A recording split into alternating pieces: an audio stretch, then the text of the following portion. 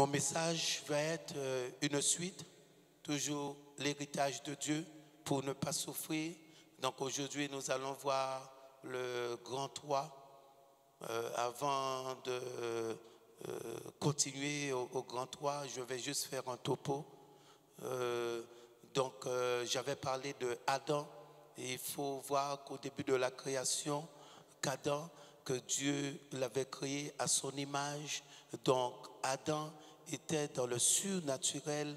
Adam était dans le surnaturel.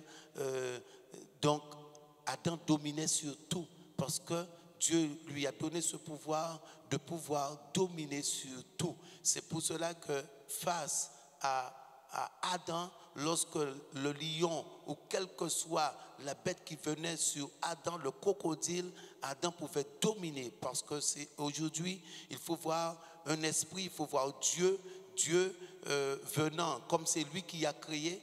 Dieu, si quel que soit le requin qui va venir vers Dieu ou quel que soit le lion qui va venir vers Dieu, n'aura aucun pouvoir sur Dieu. Et bien, comme Adam avait ce pouvoir, cet héritage, cette puissance de Dieu, donc Adam régnait sur tous les animaux. Adam régnait sur la terre. Même le diable était soumis à Adam. Le diable n'avait aucun pouvoir sur Adam.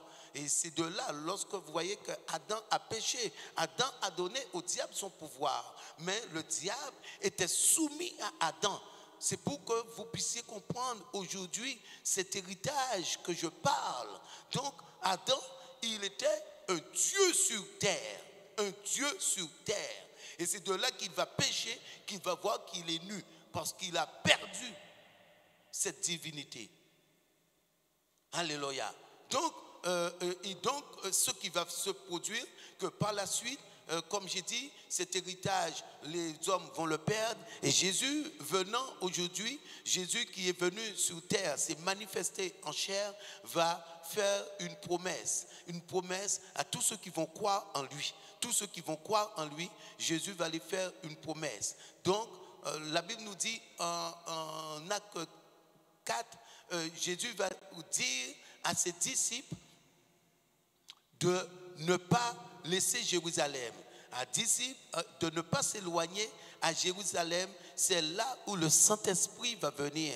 Mais vous savez qu'aujourd'hui, quelqu'un qui ne connaît pas Dieu et quelqu'un qui n'a pas la révélation de Dieu, quelqu'un qui ne cherche pas Dieu ne pourra pas comprendre ces choses. Parce qu'aujourd'hui, quelqu'un qui ne connaît pas Dieu va trouver que Dieu est méchant, que Dieu, ce n'est pas normal. Mais Dieu dit, bien, mes pensées ne sont pas vos pensées. Donc, la manière d'agir n'est pas la manière des hommes. Les hommes ne sont que chair, grains de poussière. Donc, ce qu'il y a, c'est que Jésus va dire à ses disciples de rester à Jérusalem et les disciples ne vont pas raisonner. Les disciples vont obéir à ce que Jésus va leur dire. Et vous allez voir par la suite pourquoi. Alléluia.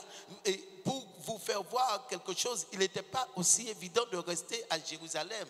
C'est pour la raison pour laquelle vous voyez que même Pierre a rogné Jésus parce que Pierre avait peur. Pierre avait peur parce qu'on cherchait à étouffer cette doctrine que Jésus amenait, on cherchait à étouffer cette doctrine, tuer cette doctrine que Jésus est venu, et parce qu'il ne croyait pas que Jésus était le Messie.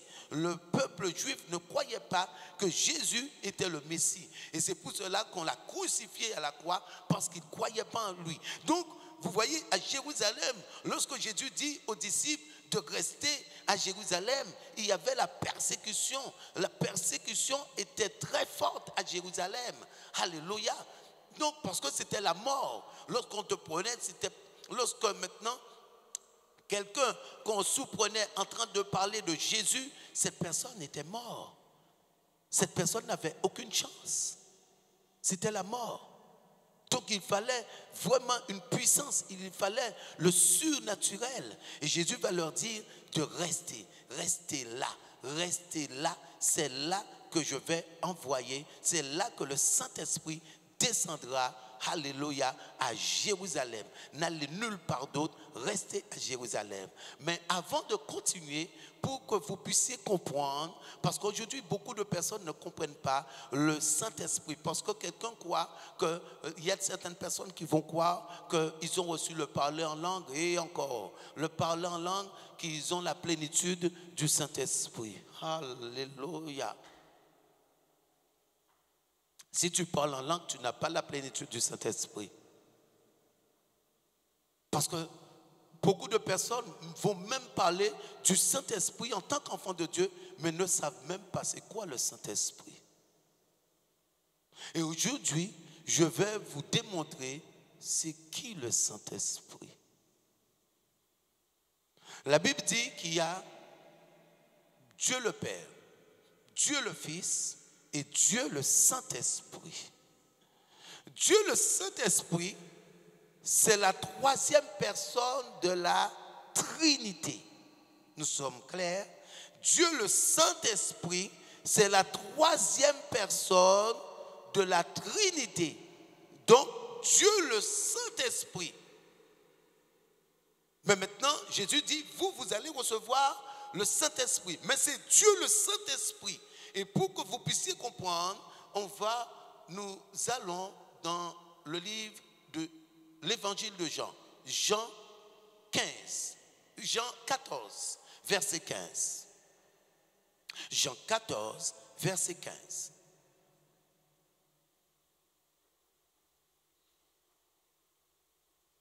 Au verset 15, Jésus va dire, si vous m'aimez, gardez mes commandements.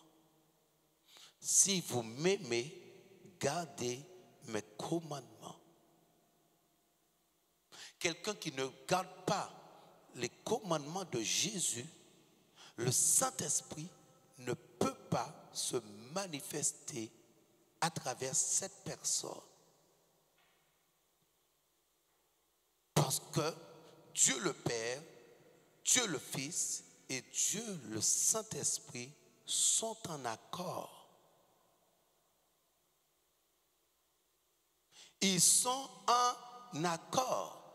Dieu le Père, Dieu le Fils, Dieu le Saint-Esprit sont en accord. Donc quelqu'un qui n'obéit pas au Fils, Dieu le Saint-Esprit ne peut pas se manifester. Et au verset 16, Jésus dit, et moi, je prierai le Père, et il vous donnera un autre consolateur afin qu'il demeure éternellement avec vous. Donc, regardez ce que Jésus dit. Jésus dit, et moi, je prierai le Père et il vous donnera un autre. Un autre. Donc, ce qui veut dire que Jésus était le consolateur, manifesté en chair. Parce que Jésus apportait la solution à tous les problèmes. Vous voyez que la Bible nous dit que la belle-mère de Pierre étant malade, Jésus a prié pour elle et la Bible nous dit à l'instant, la fièvre est partie. La femme qui était veuve et qui avait perdu son fils unique, Jésus la voyant, va prier pour son enfant. Et l'enfant va revenir à la vue, à la vie. Jaïus avait sa fille de 12 ans. Cette fille était morte. Cette fille va revenir à la vie. Donc, Jésus était un consolateur.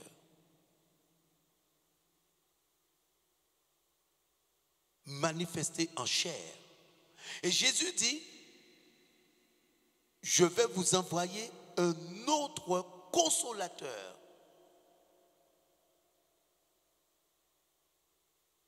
Parce qu'avant d'aller dans ce chapitre, je voulais parler des prophètes qui nous ont précédés dans l'Ancien Testament. il n'avait pas le Saint-Esprit. Dieu choisissait un homme et agissait à travers cet homme. C'est pour vous faire voir cette divinité, cette puissance qui est Dieu. Josué, n'ayant pas le Saint-Esprit, Josué a pu arrêter le soleil. Josué a donné l'ordre au soleil. Josué a donné l'ordre à la lune. Et Josué a donné l'ordre au temps de s'arrêter. Je prends Élie. Élie a prié et arrêté la pluie 6 mois sur la terre. Et que par la suite, Élie va prier. Mais cependant, Élie ne s'est même pas déplacé. Élie va envoyer quelqu'un voir qu'est-ce qui se passe dans les cieux. Il ne s'est même pas déplacé. Et que par la suite, Élie va intercéder pour qu'il puisse pleuvoir.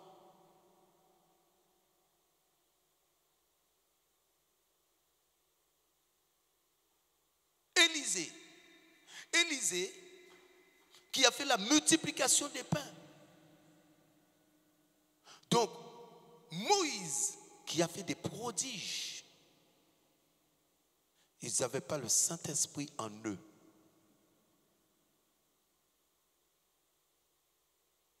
Ils n'avaient pas le Saint-Esprit en eux.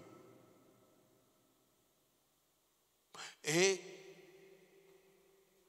Jésus dit, donc, je vais vous envoyer un autre consolateur, qui est Dieu le Saint-Esprit. Parce que lorsque je dis le Saint-Esprit, les gens ne comprennent pas. C'est la troisième personne de la Trinité, parce que Jésus est Dieu. Donc lui, il va envoyer, cette fois-ci, Dieu, mais en esprit.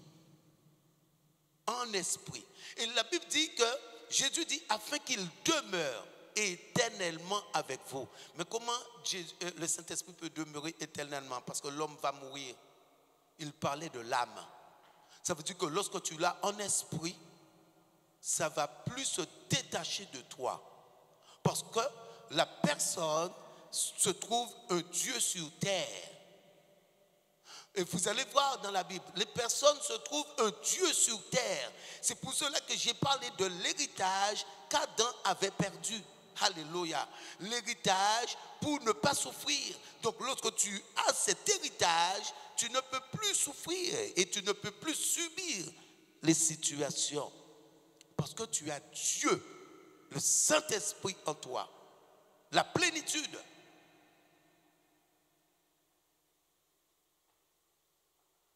La Bible dit au verset 17, l'esprit de vérité que le monde ne peut recevoir.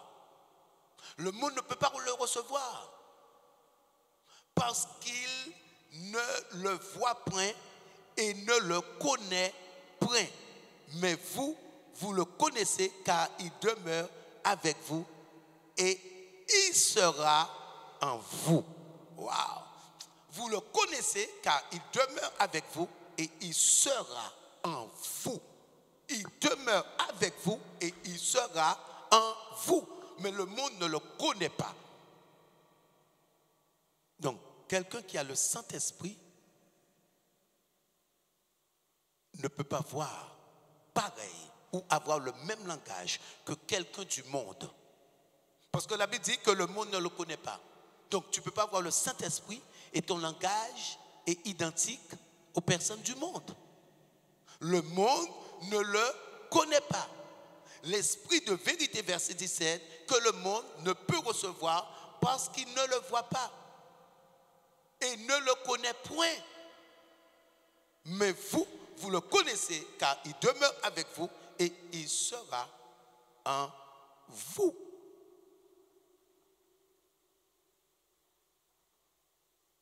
Chapitre 16.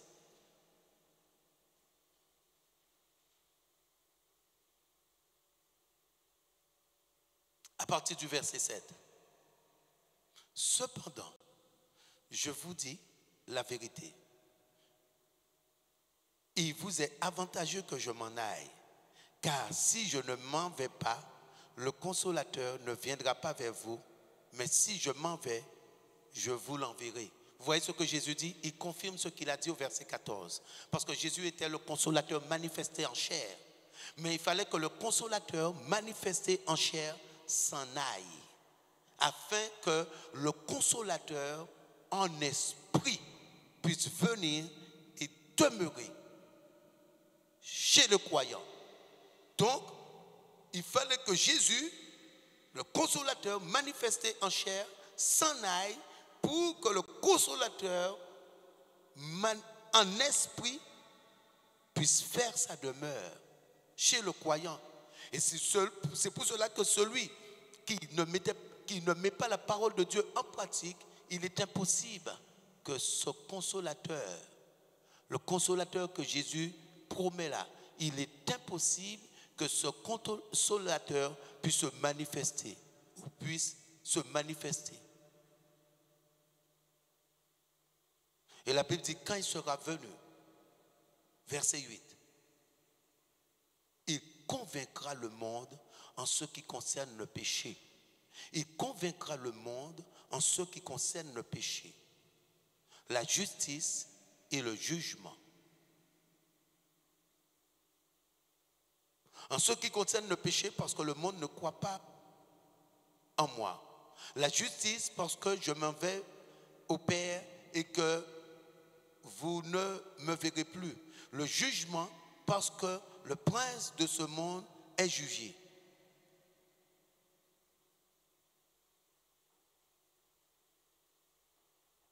Donc, c'est le Saint-Esprit qui convaincra le monde de péché. Aujourd'hui, c'est ce que je dis, beaucoup de personnes, tu peux parler bien avec une personne, mais comme tu n'as pas le Saint-Esprit, tu n'arrives pas à convaincre la personne si la personne est en difficulté. Tu portes ton exhortation, mais il n'y a aucun effet dans ton exhortation. Parce que ce n'est ni par la force, ni par la puissance, mais c'est par mon esprit, dit le Seigneur. Les gens disent c'est difficile d'aller apporter la parole parce qu'il n'y a pas le Saint-Esprit pour convaincre. C'est lui qui convainc. Le plus grand péché aujourd'hui, pourquoi le péché? Et la Bible dit au verset 9, en ce qui concerne le péché, parce qu'il ne croit pas en moi. Le plus grand péché aujourd'hui, c'est de ne pas croire en Jésus-Christ. Ce péché amène directement à la mort. Ce péché amène directement en enfer. Le fait que quelqu'un ne croit pas en Jésus-Christ, c'est le plus grand péché. Donc, c'est le Saint-Esprit qui va convaincre de péché. Le Saint-Esprit va convaincre de péché. Sinon, la personne ne peut pas être convaincue. Alléluia. Et vous voyez, la parole ne se contredit pas. La parole ne se contredit. Il n'y a pas de contradiction. Parce que la Bible dit, ce n'est ni par la force, ni par la puissance, mais c'est par mon esprit. Toute chose se fait par mon esprit. S'il n'y a pas l'action du Saint-Esprit, rien ne peut se faire. Que la lumière soit et la lumière fut, ça va être l'action du Saint-Esprit. La manifestation. Et c'est de là que vous voyez, Jésus va parler de puissance. Mais vous allez recevoir une puissance. Vous allez recevoir une puissance. Donc, cette puissance, c'est quelque chose qui va faire régner le croyant.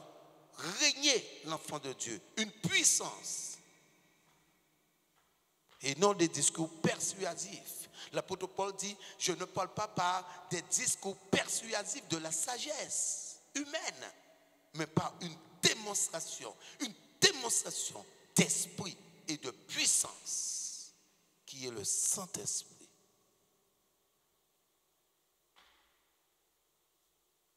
En ce qui concerne la justice, alléluia, en ce qui concerne la justice, le Saint-Esprit brise la justice des hommes en révélant les ténèbres du cœur.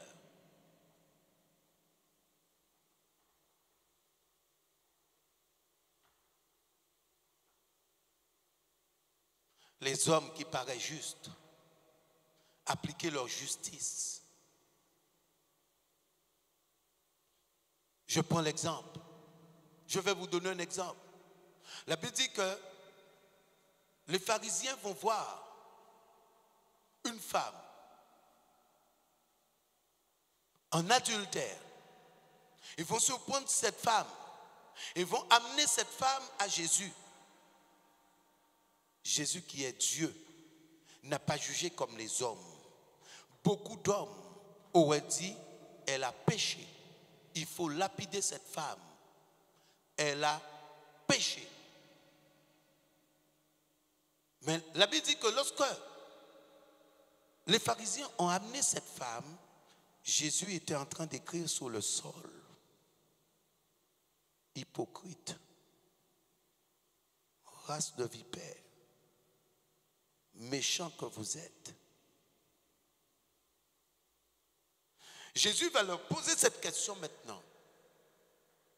Que celui qui n'a jamais péché lance la première pierre. Et comme le Saint-Esprit,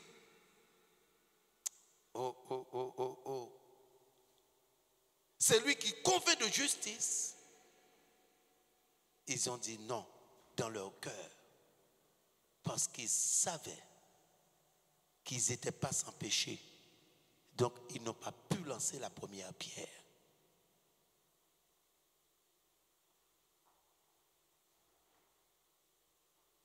Vous voyez l'action du Saint-Esprit?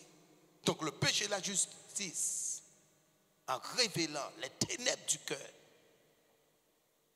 Le jugement.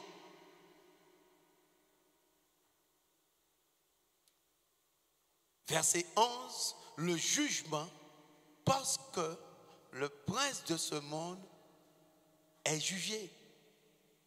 Le jugement, parce que le prince de ce monde est jugé. Le Saint-Esprit convainc le monde que le jugement sur Jésus-Christ est faux.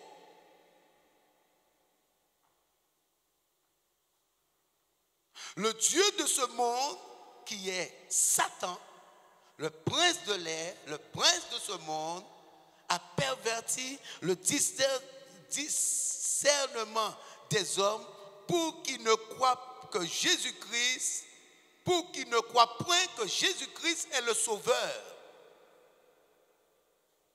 Mais elle est déjà jugée parce qu'il a été vaincu à la croix de Golgotha.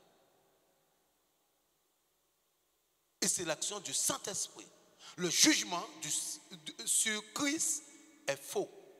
Ce jugement qu'on apporte, qui n'est pas le Messie, qui n'est pas le Sauveur, est faux.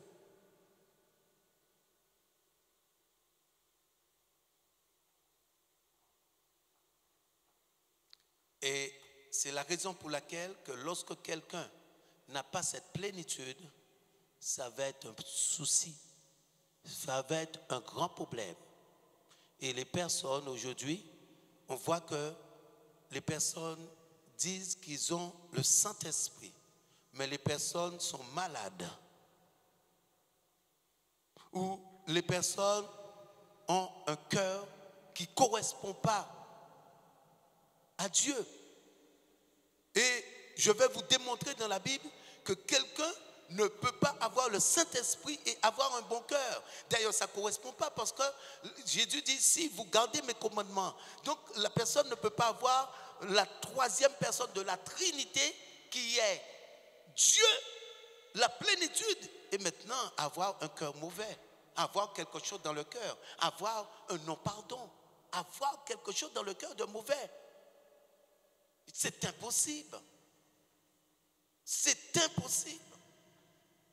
Parce que vous allez voir que ceux qui n'avaient pas le Saint-Esprit, mais qui étaient conduits par l'Esprit de Dieu, il fallait que l'Esprit de Dieu les quitte pour que le diable puisse les utiliser. À plus forte raison, le Saint-Esprit qui demeure. Si aujourd'hui tu es dans de la colère, tout le temps dans la colère, le Saint-Esprit, mais non. Il ne peut pas y avoir sa place. Parce que la Bible dit bien, ils sont opposés. ils sont opposés. Les choses de l'esprit, ces choses sont opposées.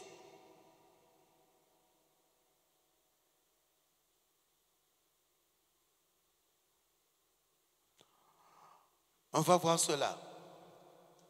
Alléluia.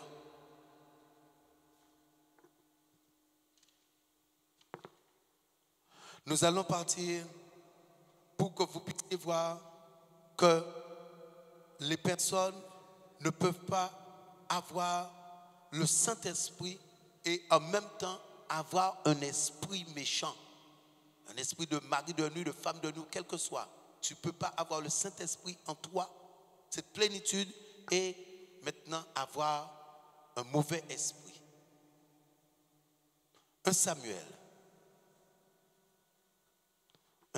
16. Parce que c'est pour qu'on puisse être sur la même longueur d'onde.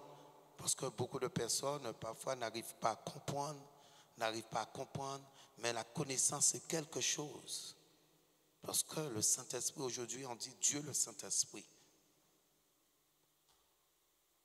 Et lorsque les personnes disent le Saint-Esprit n'a pas toute sa valeur. C'est Dieu le Saint-Esprit, la troisième personne de la Trinité. Et vous voyez, c'est une personne. Parce qu'on dit n'attristez pas le Saint-Esprit. Ne l'attristez pas. On peut attrister qu'une personne.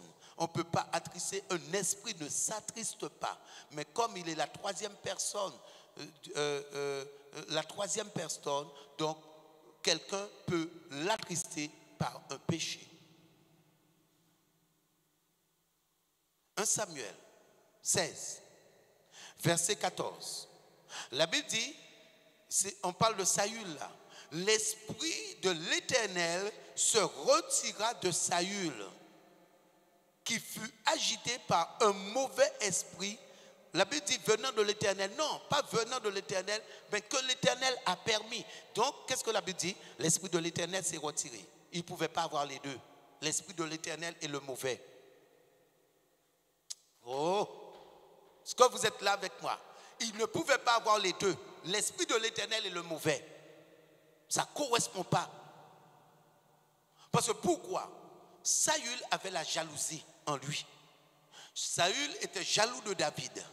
Et Saül faisait tout pour que David puisse mourir. Donc Saül ne pouvait pas avoir ses mauvais desseins et en même temps avoir l'esprit de Dieu. Donc si tu as la jalousie en toi, tu as la rivalité en toi, tu ne peux pas avoir l'esprit de Dieu. Tu ne peux pas avoir le mauvais et le bon. Je vais prendre un autre exemple. Luc. Le livre de Luc.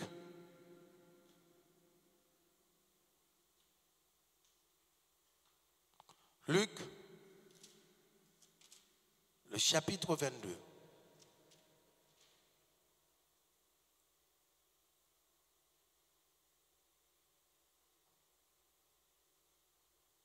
Or, verset 3.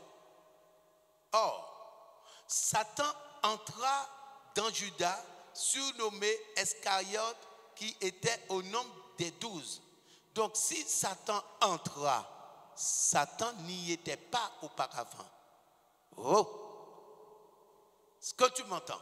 Si Satan entra dans Judas, c'est que Satan n'y était pas auparavant. La Bible dit que Satan entra. Donc, or, Satan entra dans Judas, surnommé Iscariote, qui était au nombre des 12. C'est qu'auparavant, Satan n'y était pas. Donc, ce qui démontre que quelqu'un ne peut pas avoir un mauvais esprit et l'esprit de Dieu en même temps.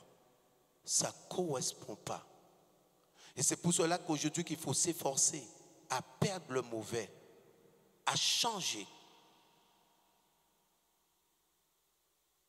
Si tu critiques, si tu murmures, tu ne peux pas avoir cette plénitude.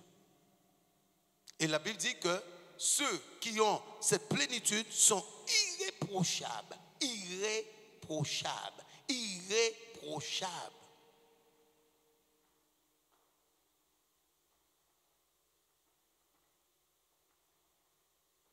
Parce qu'aujourd'hui, on parle de Dieu, mais les gens ne comprennent pas,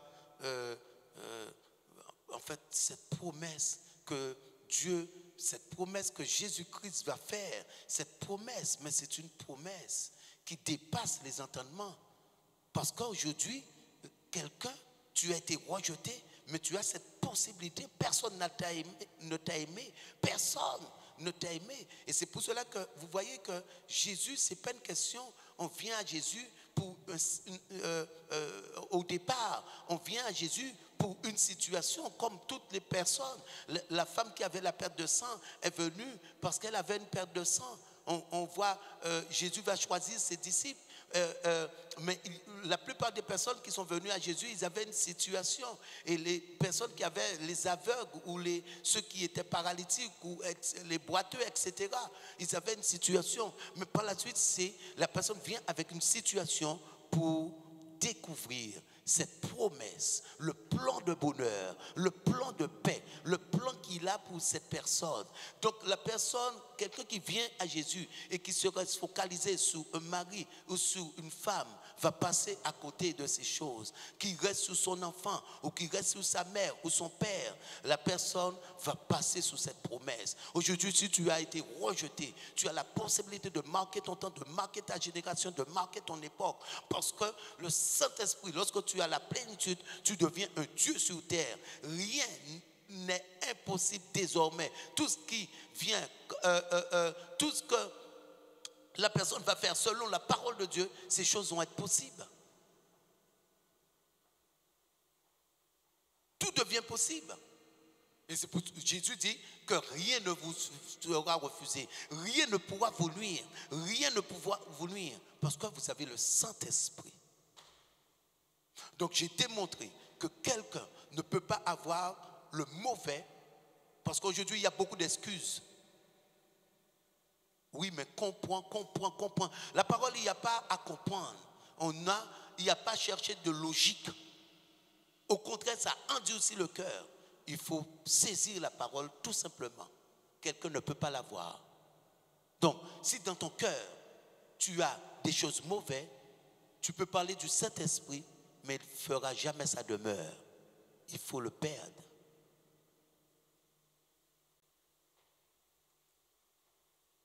Ce que je dis ne vient pas de la bouche du pasteur. Vous voyez que je prends la Bible, j'étais dans 1 Samuel, j'ai pris la Bible, que l'Esprit de l'Éternel est sorti et que Satan est entré. Donc, c'est pas le mauvais esprit est entré. Donc, ce n'est pas le pasteur qui le dit. Le pasteur est juste interprète ce qui est écrit.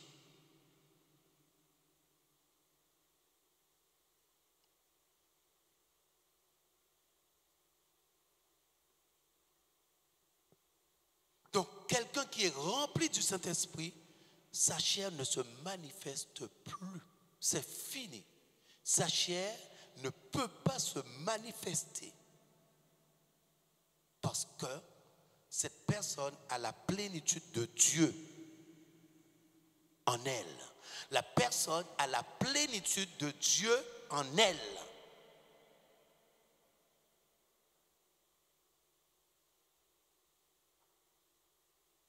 Et pourquoi Jésus va faire cette promesse? Pourquoi Jésus va dire aux disciples de rester là où il y a la persécution? Parce que j'ai dit qu'il y avait la persécution à Jérusalem. Et ils ont reçu le Saint-Esprit là où Jésus avait dit. Mais pourquoi Jésus leur a dit? Parce qu'aujourd'hui, comment tu feras pour connaître un grand docteur? Il faut une situation. Comment tu feras pour reconnaître un mécanicien? Il faut des voitures en panne. Comment tu feras pour connaître un footballeur? Il faut l'adversaire. Comment tu feras pour connaître un grand boxeur? Il faut que lui, il affronte des adversaires. Ainsi de suite. Donc, Jésus leur dit de rester là où il y a la persécution. Et vous allez voir, ce que vous allez recevoir sera au-dessus de tout. Parce qu'en recevant Dieu, mais quel humain qui pourra faire quelque chose à Dieu? Quel humain qui pourra faire quelque chose à Dieu?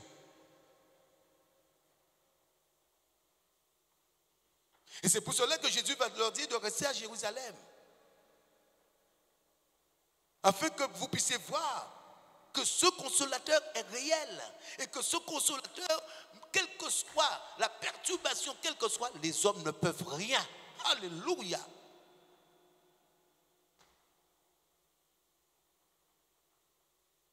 C'est pour ça que Jésus leur dit de rester à Jérusalem. Et aujourd'hui, il n'y a pas de persécution dans la maison de Dieu. Mais les personnes, Dieu, je ne comprends pas, c'est tellement difficile, c'est tellement difficile. Parce que ta chair vit pleinement.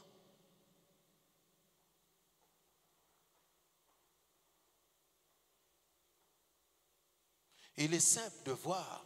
Parce que pourquoi il faut aller apporter la parole de Dieu? C'est de là que tu vas voir ta progression. Parce qu'aujourd'hui, beaucoup de personnes, tu parles, on ne t'écoute pas. On te dit, moi, ça ne m'intéresse pas. Tu parles de Dieu, ça ne m'intéresse pas. Ça ne m'intéresse pas. Parce que ce n'est pas développé.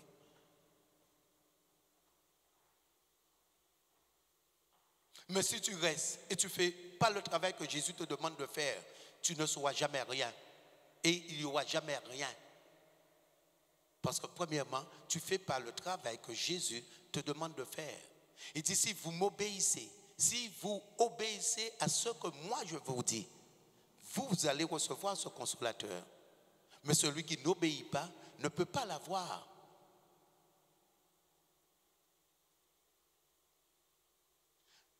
Oh. Donc vous voyez que Jésus va leur dire de rester à Jérusalem parce que même si, quelle que soit la persécution, vous voyez, Jésus va dire à Ponce Pilate, si mon Père n'avait pas permis cela, tu n'aurais eu aucun pouvoir sur moi. La Bible dit que lorsque Jésus a commencé son ministère et qu'il a dit que l'Esprit du Seigneur est sur moi, il m'a envoyé pour vous apporter une bonne nouvelle. Il m'a envoyé pour libérer les captifs, guérir les cœurs brisés. Alléluia. Lorsqu'il a dit que cette parole que vous venez d'entendre est accomplie. La Bible dit que les pharisiens l'ont précipité vers une pente. Mais pourquoi les pharisiens n'ont pas jeté Jésus? Parce que ce n'était pas le temps de Jésus. Les hommes n'ont pas crucifié Jésus parce qu'ils ont crucifié Jésus. Jésus s'est fait crucifier parce qu'il était venu pour cela. Et c'est pour cela qu'on parle de l'agneau immolé. Mais qu'est-ce qu'on peut faire à Dieu?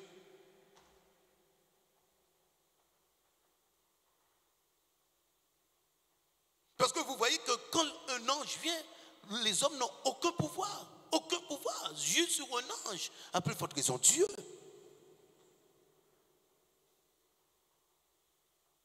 Donc, Jésus leur dit de rester là où il y a la persécution.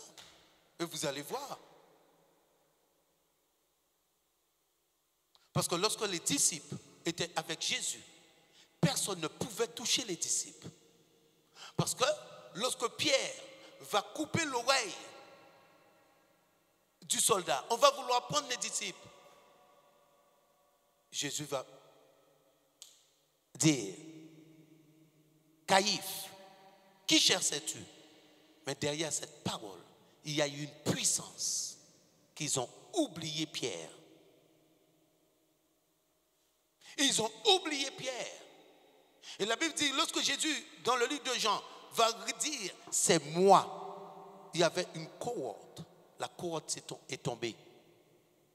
La cohorte, plus de 700 personnes sont tombées, juste parce qu'il a dit, c'est moi. La puissance. Oh. Donc celui qui croit à la parole de Dieu, Voyez, celui qui croit réellement à ces choses. Parce que aujourd'hui, on parle du Saint-Esprit, les gens ne comprennent pas.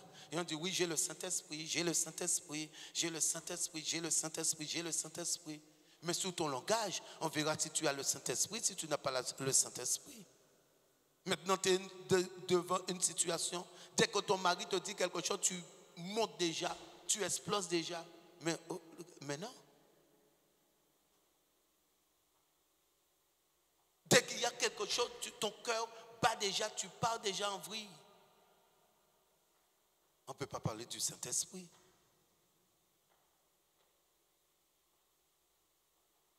Et aujourd'hui, pour avoir, parce qu'il est possible, cette promesse est pour tous les enfants de Dieu.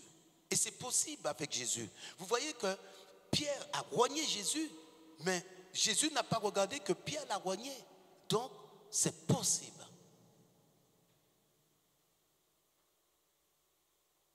Parce que le danger aujourd'hui, c'est que les gens croient qu'ils ont le Saint-Esprit, mais malgré qu'ils ont le Saint-Esprit, ils sont dans des problèmes. Donc c'est pour ça qu'ils ne comprennent pas. Ils disent, mais je ne comprends pas, je suis à Dieu, j'ai donné ma vie, j'ai fait ceci, j'ai fait cela, etc. Mais je ne comprends pas pourquoi j'ai ces difficultés, pourquoi je suis dans la disette, pourquoi cette situation. Parce que il y a quelque chose qui ne va pas.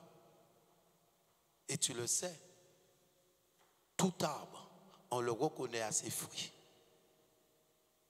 Tout arbre, on le reconnaît à ses fruits. Un bon arbre ne peut pas porter de mauvais fruits.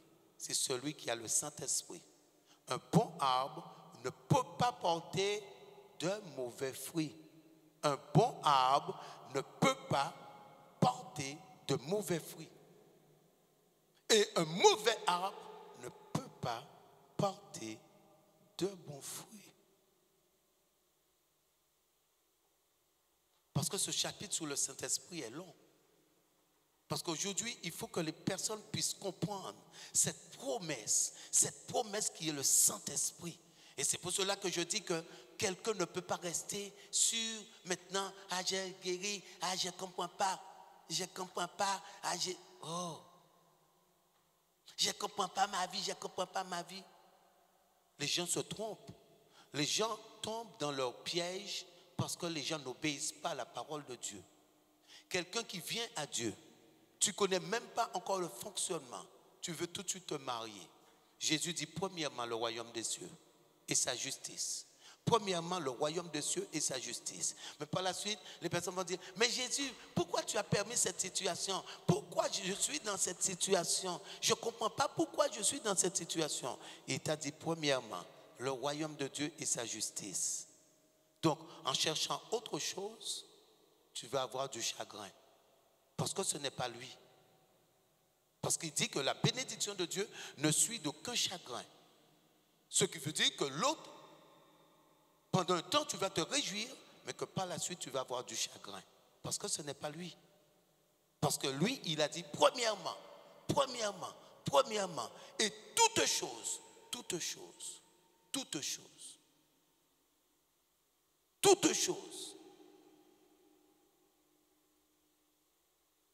te sera accordée.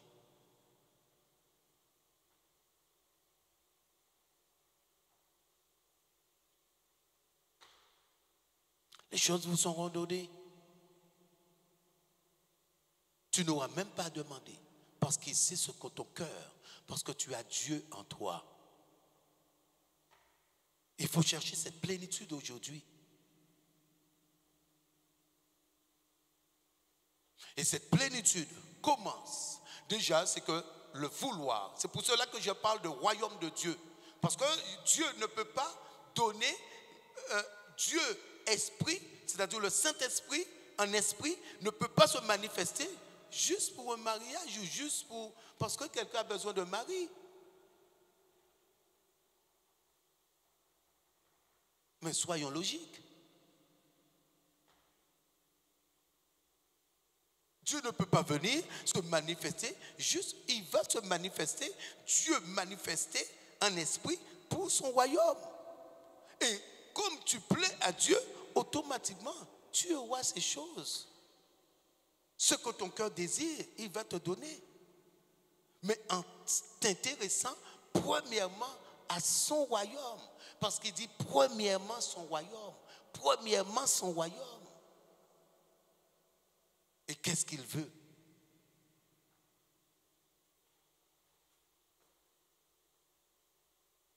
Il veut que les hommes soient sauvés. Parce que vous allez voir que le Saint-Esprit, je crois que je ferai notre chapitre parce que pour que vous puissiez voir ses attributs. Mais c'est Dieu manifesté en chair.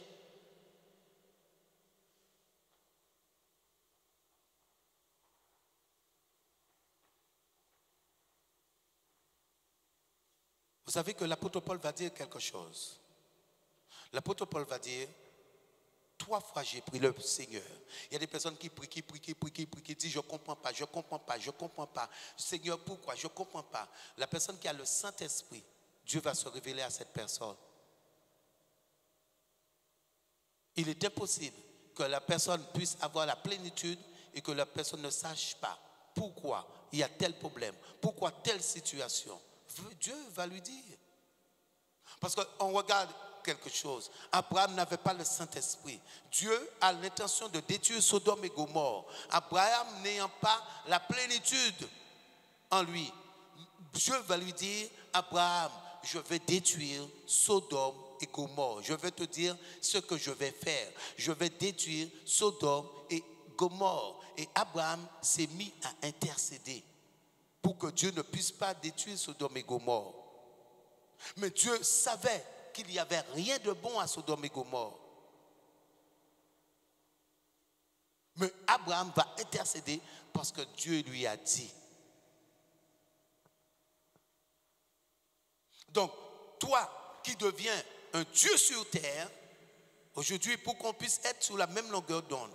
Donc, toi qui es un Dieu sur terre, lorsque tu ne peux pas la révélation de ta vie ne peut être cachée. Ça va être révélé parce que tu as Dieu en toi, qui demeure avec toi et qui est en toi. Il demeure éternellement avec toi.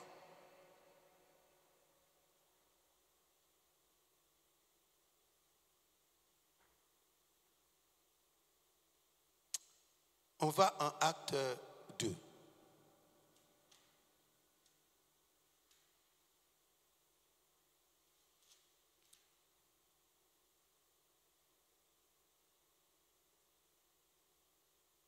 Acte 2.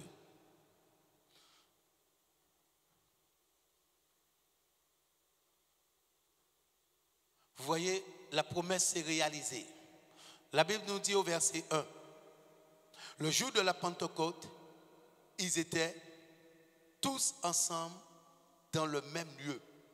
Vous voyez la persévérance, ils étaient tous ensemble dans le même lieu.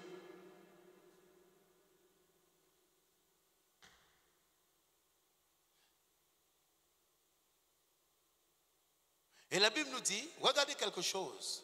Je vais faire voir la différence. Aujourd'hui, qu'on va prier et en ce temps-là, ils n'ont pas prié. La Bible dit au verset 4, ils furent tous remplis du Saint-Esprit et se mirent à parler en d'autres langues selon ce que l'Esprit leur donnait à s'exprimer. Mais la Bible dit, ils furent tous, pas une personne. Aujourd'hui, je vais prier.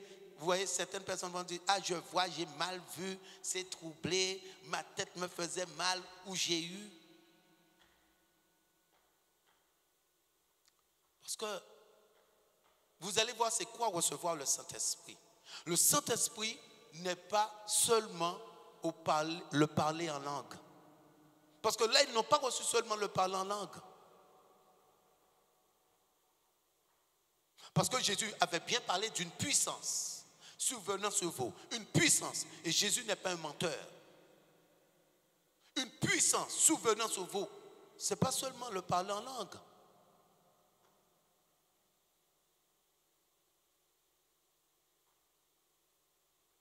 Donc la Bible dit au verset 3,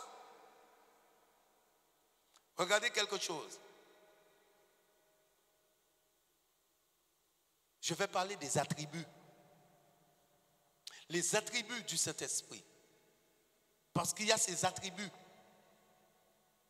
Et ce n'est pas seulement, comme j'ai dit précédemment, le parler en langue. Toi, verset 3. Des langues semblables à des langues de feu leur apparurent séparément les unes des autres et se posèrent sur chacun d'eux. La langue, alléluia, donc ils ont reçu le parler en langue. Et la Bible dit au verset 4, donc la langue de feu, au verset 3. Au verset 4, la Bible nous dit, et ils furent tous remplis et se mit à parler en d'autres langues. Là, la Bible nous dit quelque chose d'autre. Ils ont reçu le don de langue. D'autres langues, selon ce que l'Esprit leur donnait à s'exprimer. La Bible dit, or, il y avait en séjour à Jérusalem des Juifs pieux, des Juifs hommes pieux de toute nation qui sont sous le ciel. Et la Bible dit, au bruit qu'il eut lieu, la multitude accourut et elles furent confondues parce que chacun les entendait parler dans sa propre langue. Chacun entendait les disciples, tous ceux qui étaient réunis, parler dans leur propre langue. Donc, ils ont reçu la langue de feu au verset 3. Au verset 4, la Bible, ils ont reçu le don de langue.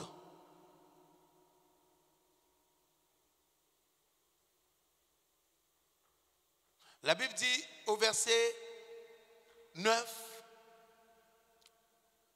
où je vais continuer au verset 7, ils étaient tous dans l'étonnement et surprise et ils se disaient les uns les autres, voici ces gens qui parlent, ne sont-ils pas tous galiléens?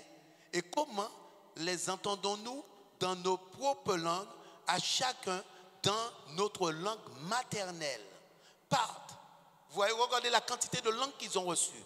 Parthes, Mèdes, Élamites, ceux qui habitent la Mésopotamie, la Judée, la Cappadoce, le Pont d'Asie, la Phrygie, la Pamphylie, l'Égypte, le territoire de la Libye voisine de Cyrène, et ceux qui sont venus de Rome, juifs et prosélytes, crétois et arabes, comment les entendons-nous parler dans nos langues des merveilles de Dieu? Donc, vous voyez ce que cette puissance amène. Ça veut dire qu'ils pouvaient converser avec les autres. Et ils n'ont pas appris cette langue. Mais le Saint-Esprit les a donnés. Et vous allez voir, ça fait que commencer. Parce que ce que Dieu va leur dire, vous savez que c'est ce que je dis, qu'il faut un commencement. Le commencement. Vous savez que quelqu'un va à la pêche et la personne va pêcher avec sa ligne. Sa ligne, en pêchant un poisson, il faut lancer la ligne beaucoup de fois pour avoir des poissons. Mais en lâchant le filet, et lorsqu'on retire le filet, la pêche n'est plus pareille. Ce n'est plus la même prise en lançant le filet. Et lorsqu'on a le Saint-Esprit, c'est plus la même pêche. Quelqu'un qui a le Saint-Esprit, c'est plus la même pêche. Mais pour que le chrétien puisse avoir cette plénitude, Jésus auparavant les envoyait 2 à 2. Ils ont persévéré dans la prière. Ils ont cherché la face de Dieu. Ils avaient tous en commun le royaume de Dieu. Le royaume de Dieu. Le royaume de Dieu. Ils avaient tous dans leur cœur être des gagneurs d'âme. Des gagneurs d'âme. Des gagneurs d'âme. Parce que qui dit royaume de Dieu est égal à gagneur d'âme. Gagner des âmes. Et on va voir ce que ça va apporter. 2, le verset 41. Les disciples vont prêcher. Et la Bible dit au verset 41, ceux qui acceptèrent sa parole furent baptisés. En ce jour-là, le nombre des disciples augmenta d'environ 3000 âmes juste en un jour. 3000 âmes juste en un jour. Parce qu'aujourd'hui, beaucoup de personnes, il faut arrêter de dire, rempli du Saint-Esprit. Cherche la face de Dieu.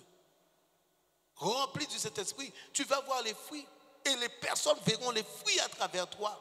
Donc ce sera plus imaginaire. Parce que toi, tu diras, mais c'est pas possible. Mais Dieu, c'est pas possible. Mais c'est un miracle. Parce que les gens verront à travers toi. C'est plus la même chose. Parce que tes fruits seront palpables. Tes fruits seront visibles.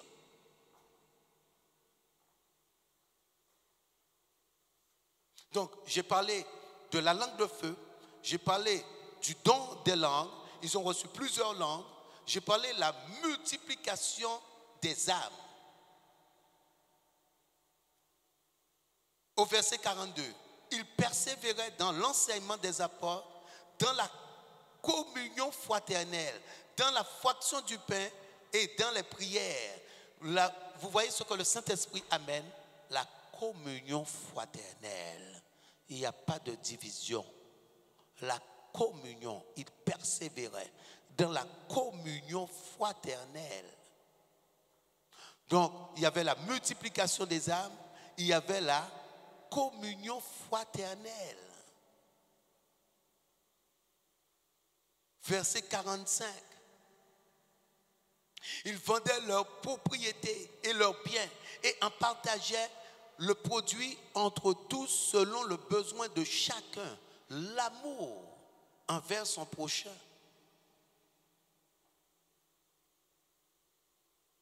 L'amour, ils aimaient. Ça veut dire qu'ils prenaient soin de la communion fraternelle. L'amour, ils étaient capables de vendre. Parce que le Saint-Esprit, Dieu le Saint-Esprit, j'ai bien dit en amont, au début de mon message, il te permet de voir d'une autre manière. Donc les personnes ne sont plus basées sur des richesses. Et ça confirme la parole de Dieu. Ne cherchez pas des choses périssables.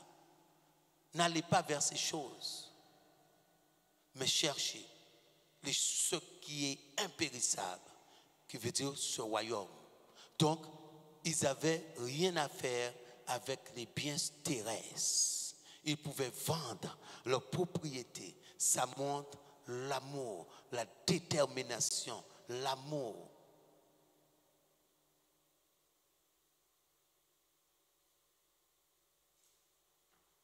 C'est toujours les attributs. Acte 3. Acte 3.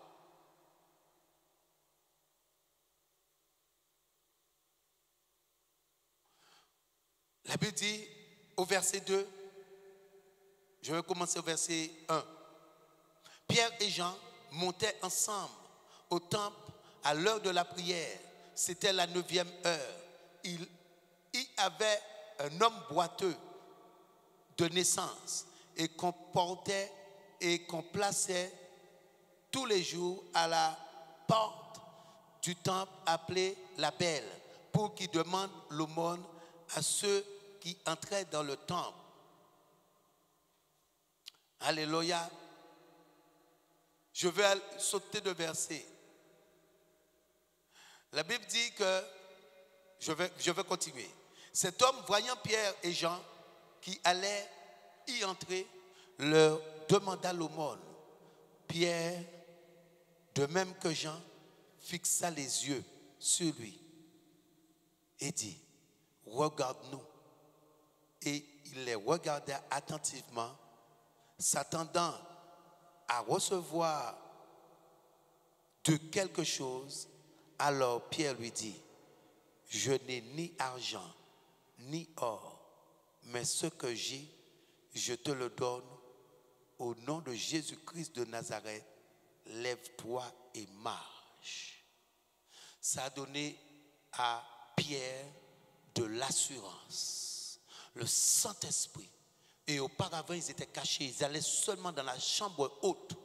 Mais lorsque le Saint-Esprit est tombé, lorsque le Saint-Esprit est descendu, Pierre s'est mis à parler ouvertement.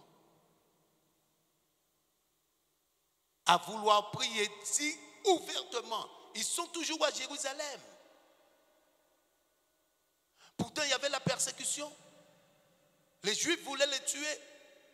Les Juifs voulaient tuer Jésus, ont crucifié Jésus. Mais Pierre et Jean, qui ont reçu, vont commencer à s'affirmer en disant, je n'ai ni or ni argent, mais ce que j'ai Jésus. Au nom de Jésus, lève-toi et marche. Les attributs du Saint-Esprit. Donc aujourd'hui, si tu as la peur en toi, si tu es angoissé comme le monde, cherche. Ce n'est pas impossible. Parce que tout est possible à celui qui croit. Mais mets-toi à chercher. Parce que tu ne l'as pas. Tu n'as pas cette plénitude. Et sans cette plénitude, j'ai dit que l'homme souffre. Parce que l'homme va voir tout ce qui est visible. Ce croyant va voir tout ce qui est visible. Et le Saint-Esprit t'empêche de voir les choses réelles. Parce que vous voyez bien que les disciples se cachaient. Ils allaient dans la chambre haute et la Bible dit qu'ils priaient. Ils ne sortaient pas dans la chambre haute. Mais là, en recevant le Saint-Esprit, ils vont sortir. Pourtant, cet homme était là tous les jours. La Bible dit tous les jours, cet homme était là tous les jours.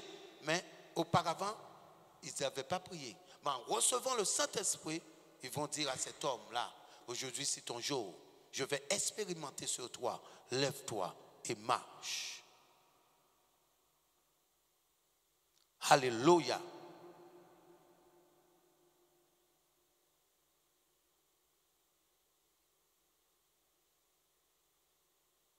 Et pour que vous puissiez voir l'assurance que Pierre avait, au verset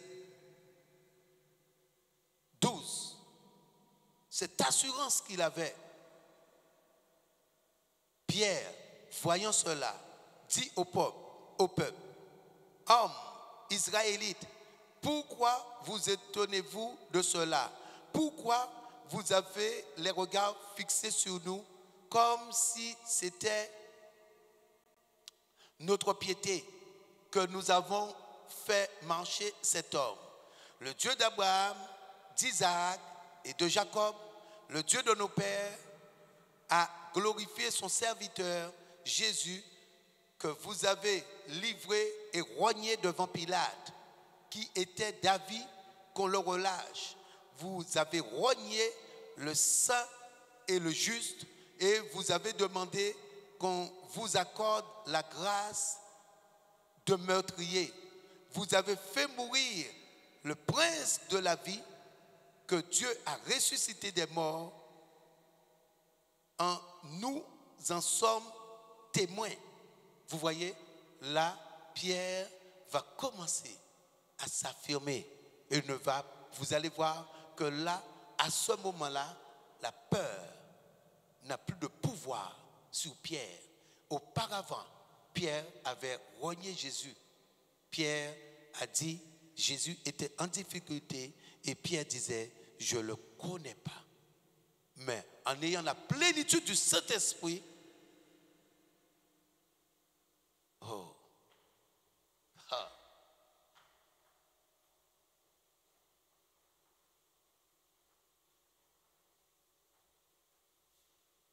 Les personnes qui disent, ah, je ne comprends pas ma vie, je ne comprends pas ma vie. Tu n'as pas cette plénitude. Tu dois chercher.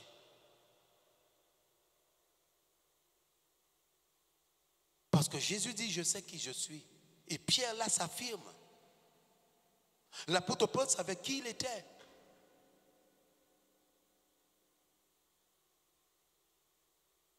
Tu dois savoir qui tu es.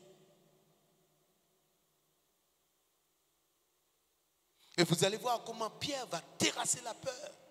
La peur va être terrassée. La peur a été terrassée au nom de Jésus.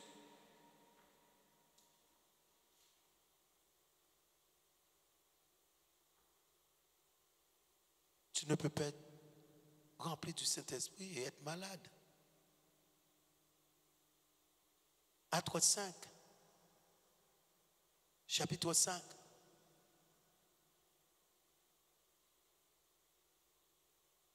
Verset 29.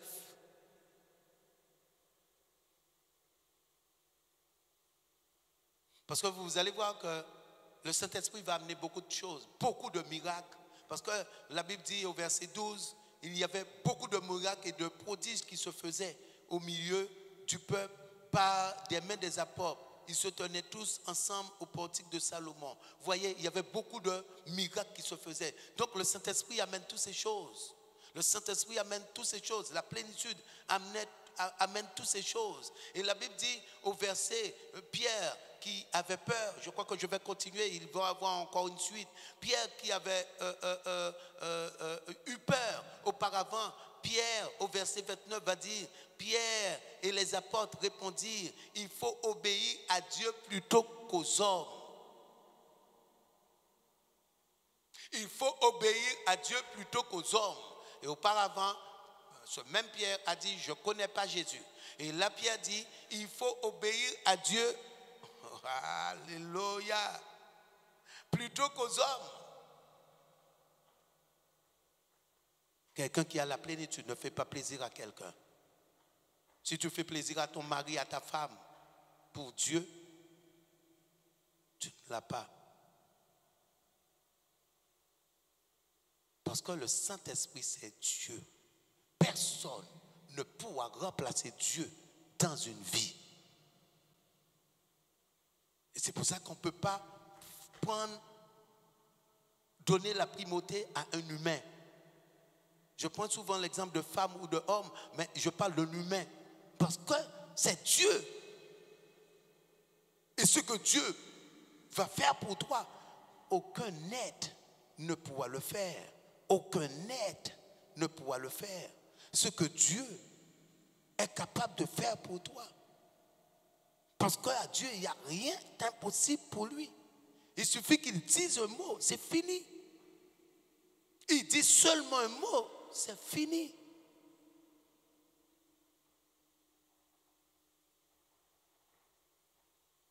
Parce que vous allez voir que le Saint-Esprit, là j'ai encore arrêté. Ça veut dire écoutez mon message parce que je vois que l'heure est passée sur moi.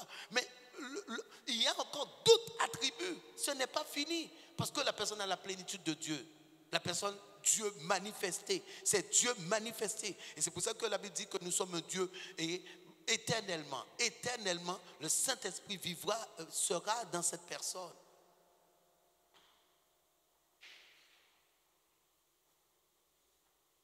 Donc, être rempli du Saint-Esprit, ce n'est pas oh rabababa, je suis rempli du Saint-Esprit. Mais non.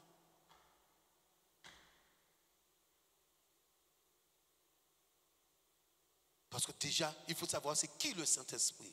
C'est Dieu, la troisième personne de la Trinité.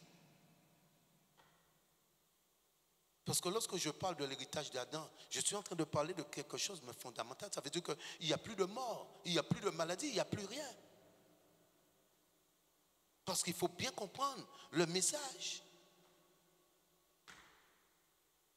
Alléluia. Donc je pense que vous avez été bénis. Il va y avoir encore une suite parce que je n'ai pas fini. Par les attributs du Saint-Esprit. Alléluia. Amen.